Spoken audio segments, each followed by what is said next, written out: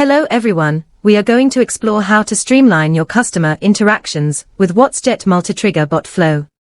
In WhatsJet, you can design automated conversation flows effortlessly. Whether managing customer support, lead generation, or sales inquiries, the WhatsJet bot flows empowers you to deliver timely and accurate responses, enhancing customer satisfaction and operational efficiency. Let's see how to create and manage multi-trigger bot flows. Click on Add New Bot Flow to create a new multi-trigger bot flow in WhatsJet. Enter a title and add your start trigger subject to trigger this flow. To use this as a multi-trigger subject, you can add comma-separated trigger subjects from here. If one of these subjects matches the received message, your bot flow will trigger, and the interaction will proceed according to the triggered flow.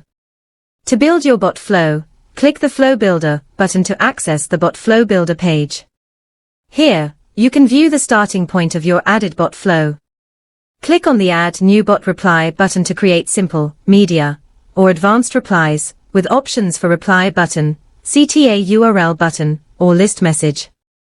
WhatsJet allows for multiple connections between inputs and outputs. Multiple outputs can be linked to a single input, and multiple inputs can be connected to a single output.